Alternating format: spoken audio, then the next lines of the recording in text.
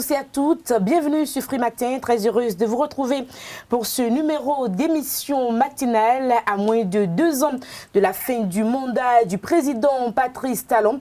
Le gouvernement de la République du Bénin change de visage. Des noms auxquels on était déjà quand même un peu habitués au Bénin font leur entrée dans le gouvernement du président Patrice Talon. Nous en parlerons dans un instant sur Free Matin. La une des journaux, les quotidiens également ont abordé l'actualité. Bonjour. Bonjour à vous, Nana Dion, chers amis internautes. Bonjour. À la une parution ce matin, le remaniement ministériel effectué par le président Patrice Talon hier. Nous avons également la présentation du pipeline par le ministre Sam Adambi. Nous avons également la une des parutions de ce matin, l'effectivité de Maria Greta 2. Et pour finir, à la une des parutions de ce matin, nous avons une affaire de collecte de taxes qui suscite des commentaires et analyses au sein de la presse nationale où on interpelle la Cour de répression des infractions économiques et du terrorisme à se saisir du dossier. Le bulletin matinal d'information sera signé Anifat Boukari ce matin. Vous la retrouverez dans la grande édition du journal à 19h. Carles Kitomé est déjà installé pour le débat sur Free Matin. Bonjour. Bonjour, madame. Nous parlerons donc du remaniement ministériel intervenu hier, dans un instant. Tout à fait, sur c'est la une de l'actualité ce matin. Évidemment, nous en parlerons dans le débat sur Free Matin. Les sports, quelques nouvelles pêle-mêle, l'horoscope du jour. Bienvenue, bonjour, voici la pub. Papa. Oui, ma fille. Tu sais, je t'ai dit qu'après mon bac, je veux devenir journaliste reporter d'image, non? Papa, tu penses m'inscrire où? Esaü. Esaü, papa. Waouh! Maman, maintenant que j'ai eu le bac, je veux faire les finances et trésors. Tu comptes m'inscrire où? Esaü, mon fils. Esaü? Oui, maman! Papa. Oui. Tu sais qu'après mon bac, je veux être diplomate, non? Et tu comptes m'inscrire dans quelle université? Mais Esaü, naturellement. Esaü? Merci, papa! À Esaü, vous êtes bien formé dans les filières comme administration du travail et de la sécurité sociale, administration générale et territoriale, administration des impôts, gestion des marchés publics, planification et développement local, droit et sciences économiques et de gestion. Esaü, c'est aussi sa télé numérique Esaü TV et son journal L'Informateur. Esaü, c'est à Bedjromede, 3e rue après le carrefour 16 ampoules allant à Jericho. Numéro de téléphone 98 98 14 00 96 80 55 11 90 93 65 21. Esaü, l'excellence a un nom. Nous vous invitons à présent à suivre la une des journaux avec Kader Achirou. Bonjour à nouveau, chers amis internautes. Nous démarrons ce matin par le quotidien béninois d'information générale et d'analyse d'informateurs qui titre en manchette ce matin nomination de Madame Ladécan Éléonore Yahi à l'enseignement supérieur, talent métier et son amitié avec la famille Yahi. Des précisions à la page 3 de la parution du Jour du Canard à travers le remaniement ministériel effectué hier. Toujours à la une de l'informateur de ce matin, remaniement ministériel, retour de Khéromé au gouvernement. Toujours à la une de l'informateur de ce matin en deuxième titre à la une, collecte de sous auprès des usagers des marchés, talent appelé à sortir Kokokodji des griffes d'Epiphanie Wanji. À découvrir dans les colonnes de la parution du Jour de l'Informateur, le journal École des étudiants en journalisme à l'École supérieure d'administration d'économie du journalisme et des métiers de l'audiovisuel. Esaü 5 minutes vous présente en manchette ce matin le nouveau gouvernement béninois qui est connu depuis hier. Nous passons à présent à la cloche, nouveau réaménagement du gouvernement. Talon a encore fait un bon casting et bon équilibre régional. Toutes les régions sont présentes selon le constat du confrère. Le challenge à présent, retour au ministère des Travaux publics de Hervé Khéromé, preuve que Talon reconnaît toujours les compétents. Khéromé part du poste et revient au même poste. Toujours à la une de le challenge, décision de la direction générale de la police républicaine, contrôle des caméras des véhicules. À quoi joue le directeur général de la police républicaine, Yaya Soumaïla, s'interroge le confrère. Une correspondance floue et source de tension inutile selon le challenge. L'autre vision à présent, cérémonie de lancement du projet PE2CEP, les consommateurs des services de téléphonie mobile et la poste sensibilisée. Des détails dans les colonnes de la parution du jour de l'autre vision. Le nouvel observateur, réforme du système partisan, l'ambition d'un homme, le mal d'une nation s'interroge. Le Canard ce matin en manchette, projet de pipeline export Bénin-Niger, des emplois en perspective pour les jeunes, des retombées en vue pour l'économie nationale. Note le confrère ce matin en deuxième titre à la une. Matin libre en manchette ce matin. projet construction et exploitation du pipeline Export Niger-Bénin à Dambi annonce des milliers d'emplois. Des précisions à la page 3 de la parution du jour du Canard. Toujours à la une de Matin Libre de ce jour, troisième gouvernement sous la rupture, un remaniement réduit au bloc républicain et à l'Union progressiste, tout sur les nouveaux et les ministres sortis. Talon poursuit sa politique d'extension des portefeuilles ministériels. Les femmes à la hausse, mais les hommes aussi. Elénor Yahi pour semer la confusion selon le confrère.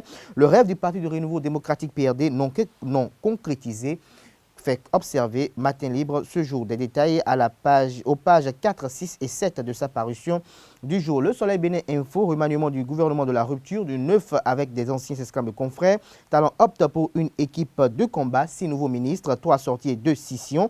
Hervé Romain, le comeback. Alain Enroulant, la récompense de l'audace politique. Kid de Koupaki, le décret portant composition du gouvernement. Tout ceci à la page 8 de la parution du jour du Canard. Spéciale session de l'évaluation diagnostique des ACE 2008. Une dernière chance à ne pas rater sans aucun prétexte, recommande l'opinion aujourd'hui ce jour à la une.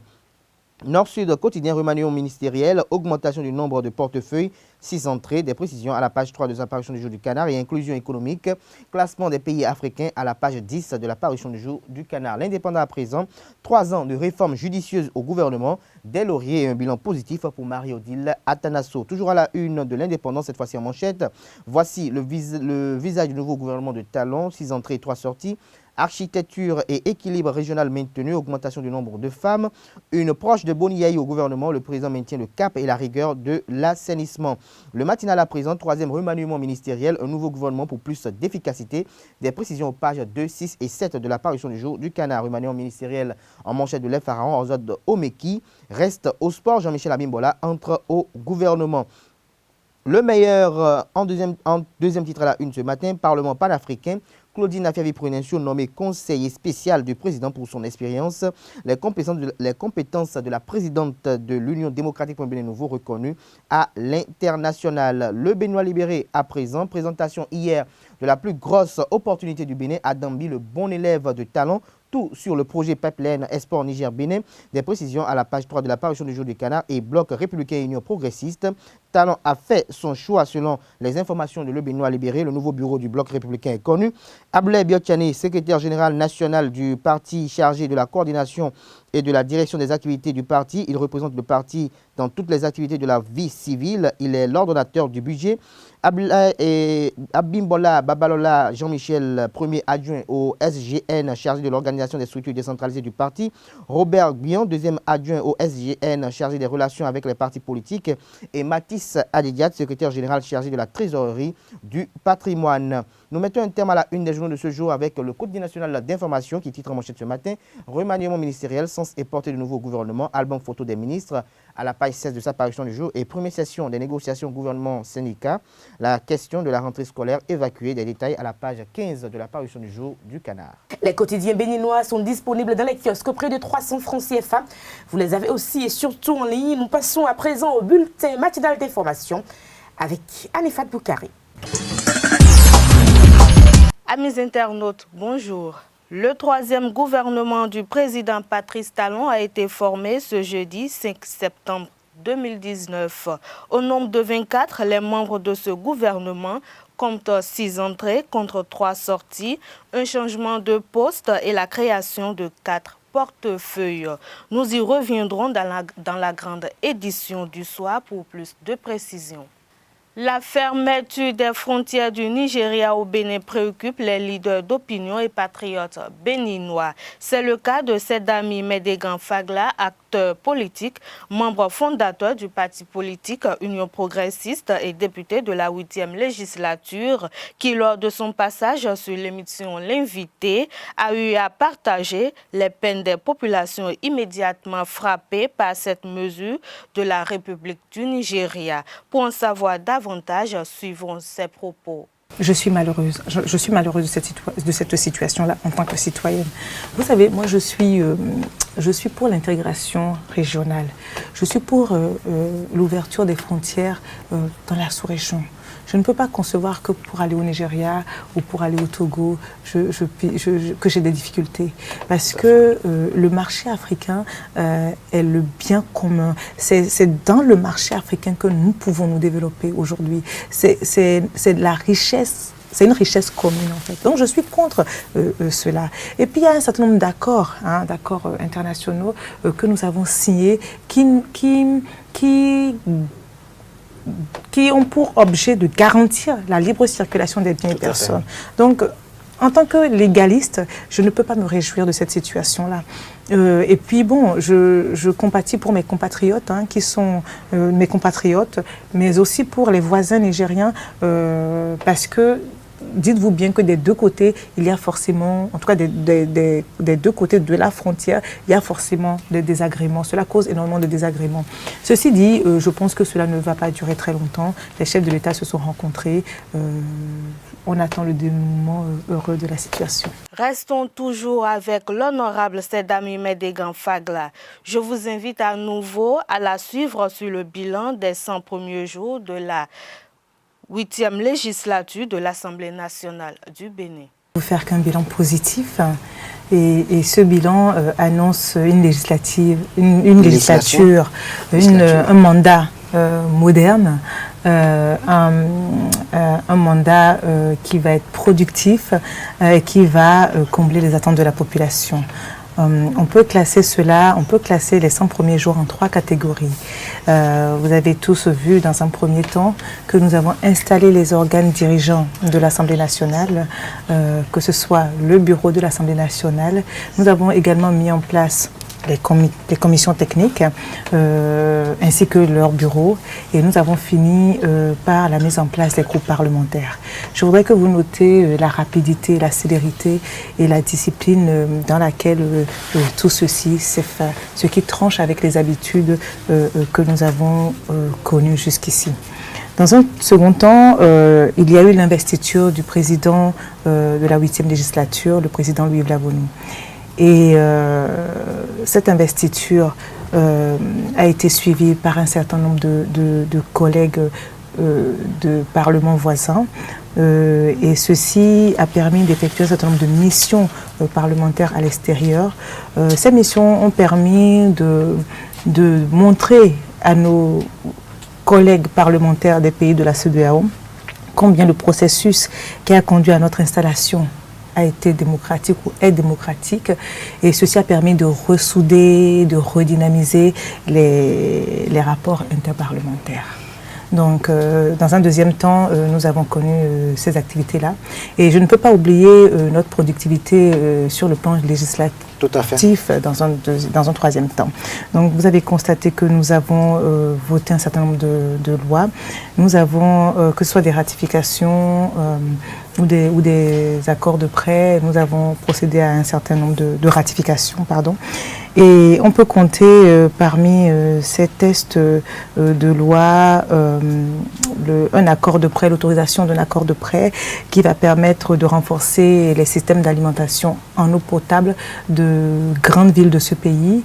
On peut compter le test de la ratification qui va permettre d'améliorer la protection sociale des personnes âgées. Donc vous voyez une panoplie un ensemble de tests qui vont permettre d'améliorer sensiblement la qualité de vie de nos concitoyens. Et vous avez vu, nous avons fini par voter le budget de l'Assemblée nationale.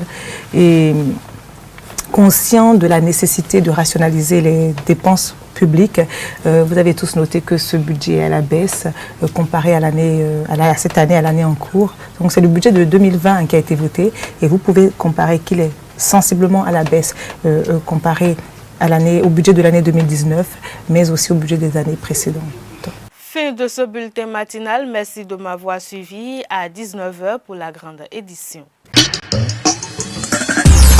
Dans le débat, nous restons dans l'actualité nationale et nous parlons donc de ce remaniement ministériel des visages auxquels nous sommes un tout petit peu habitués qui entrent dans le gouvernement du président Patrice Talon. On a vu un certain Jean-Michel Abimbola qui signe son grand retour, un tout petit peu comme le ministre Romé qui revient également aux commandes, Kadera Chirou. Oui, le remaniement ministériel longtemps annoncé au lendemain des élections législatives quand même a été effectif hier soir. Et donc on peut constater avec beaucoup de joie qu'il y en a quand même de ces grands artisans du gouvernement en place qui sont entrés au gouvernement pour d'autres et d'autres qui sont revenus.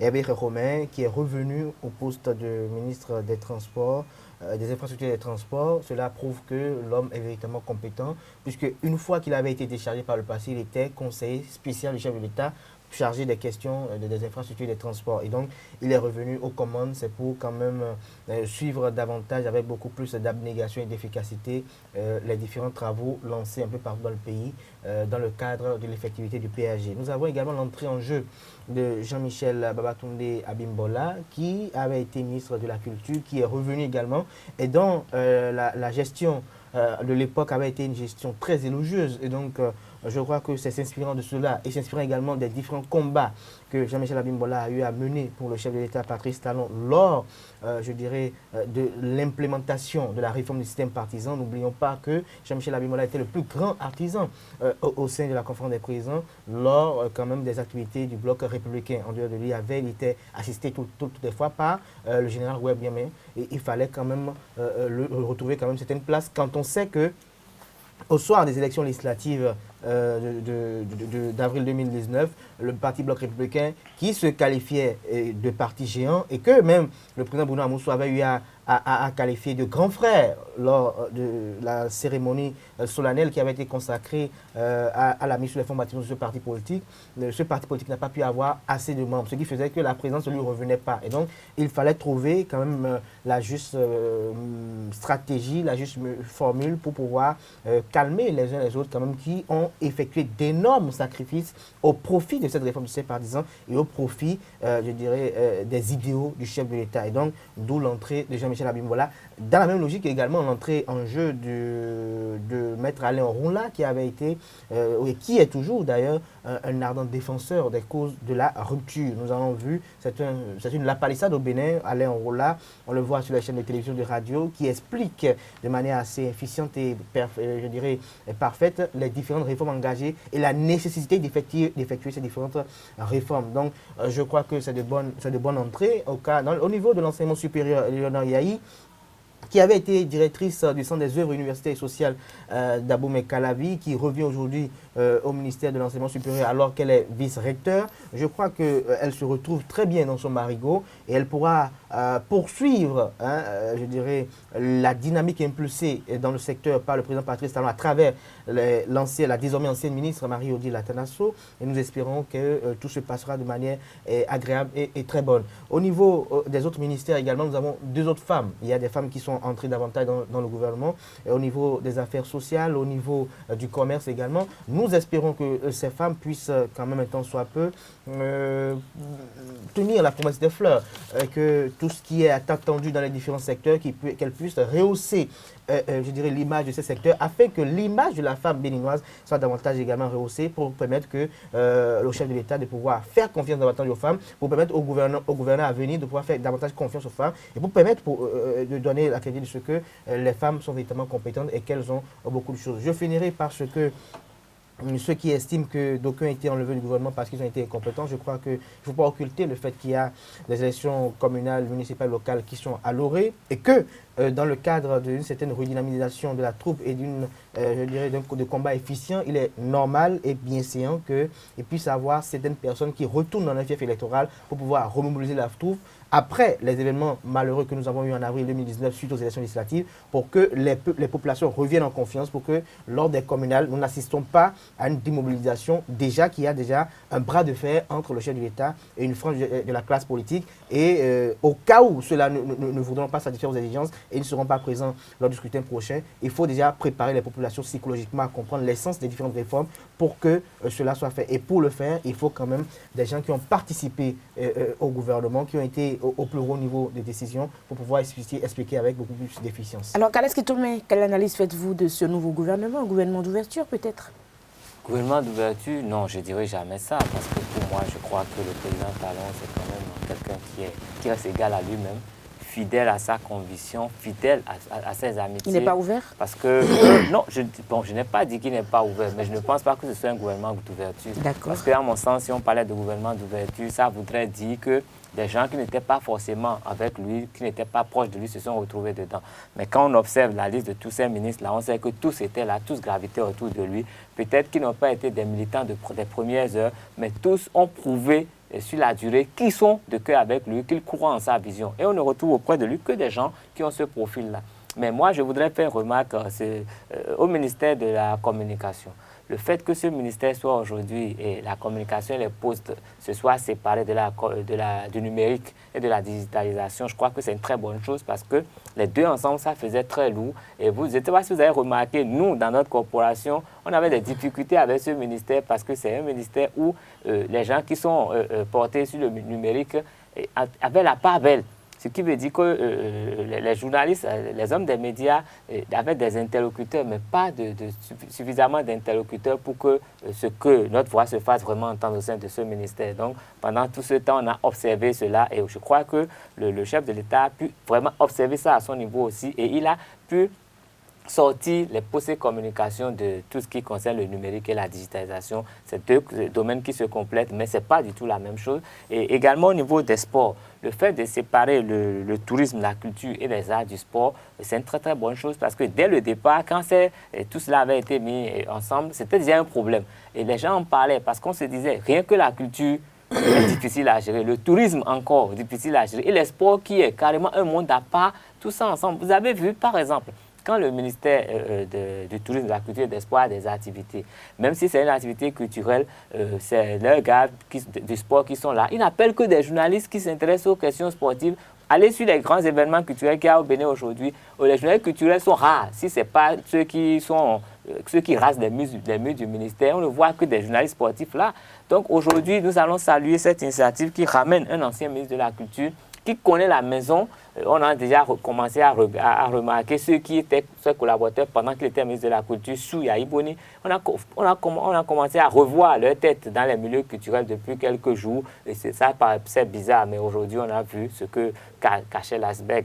Il revient aux affaires, il connaît la maison. Et puis, Oswald Omeki, il a fait tous ses preuves au sport. Donc, je crois que rien qu'en prenant ces 4 ministères, le casting a été bon, l'observation a été bonne. Et je crois que ce remaniement va redynamiser les choses. Au niveau des arts, les gens se plaignent depuis que le président Talon est là, qu'il n'y a plus suffisamment de fonds, il y a dysfonctionnement, il y a ci, il y a ça.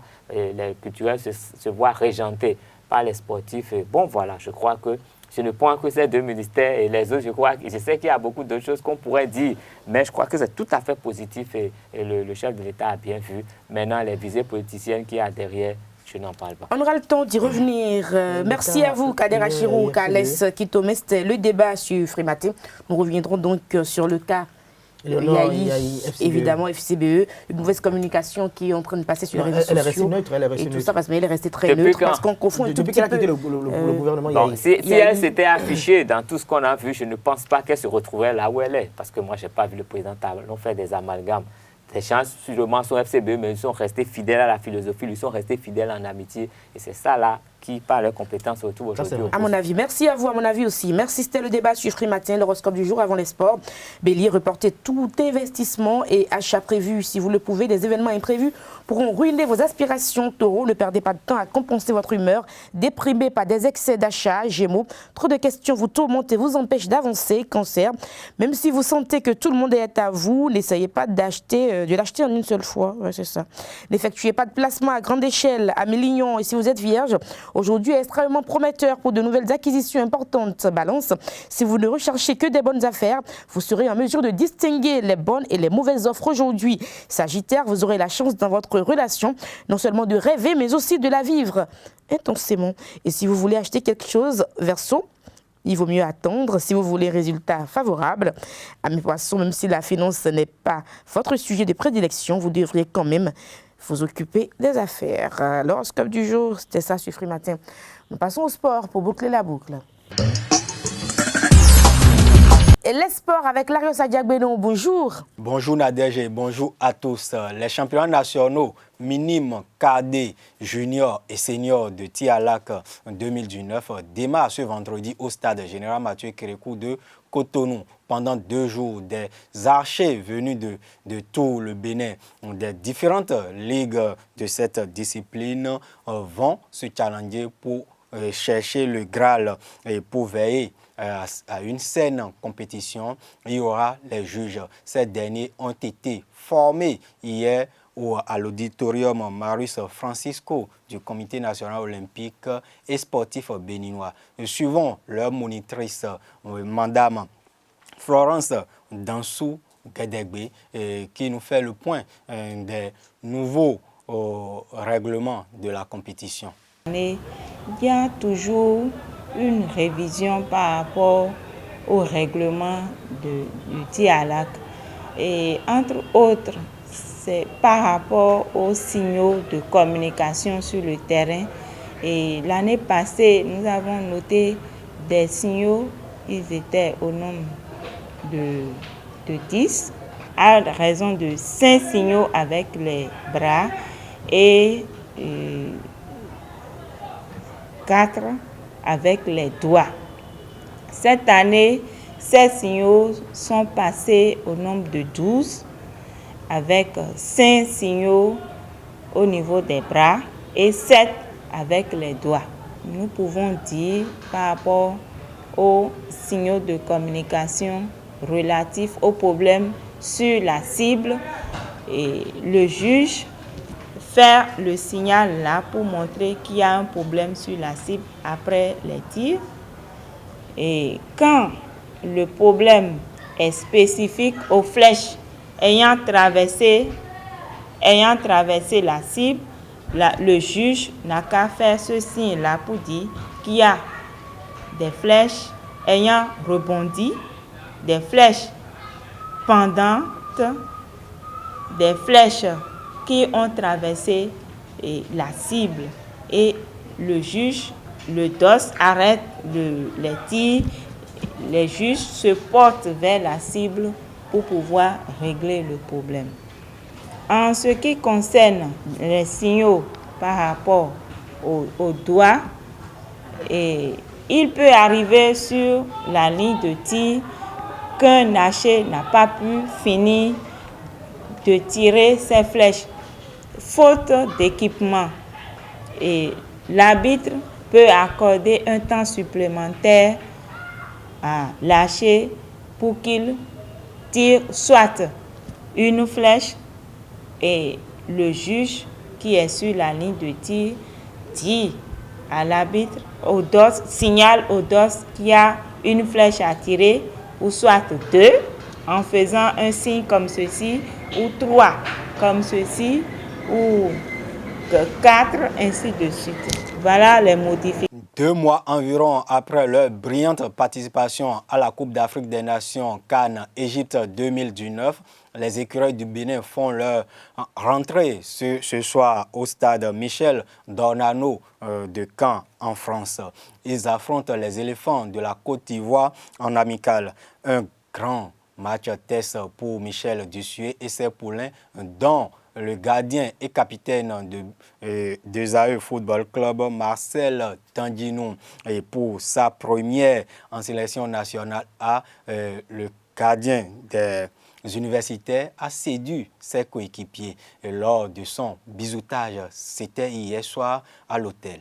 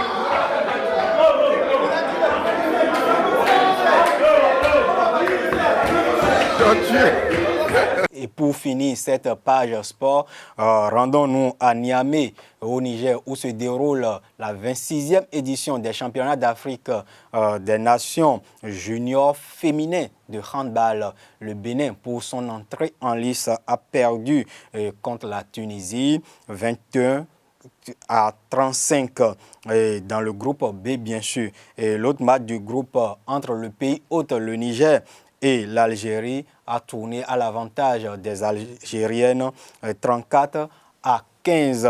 Et dans le groupe A, le Sénégal a été battu par la Guinée-Conakry 33 contre 47. Au programme du jour, nous avons dans le groupe A l'Angola qui rencontre le Congo-Brazzaville, et dans le groupe B, 2 matchs se joueront. Nous avons la RD Congo qui s'oppose au Bénin, et la Tunisie rencontre le pays hôte, le Niger. Merci et excellent week-end à vous. Ainsi sur FM Free Matin du jour, portez-vous bien à lundi pour un autre numéro. Excellent week-end en compagnie de nos programmes sur ESA TV. Au revoir.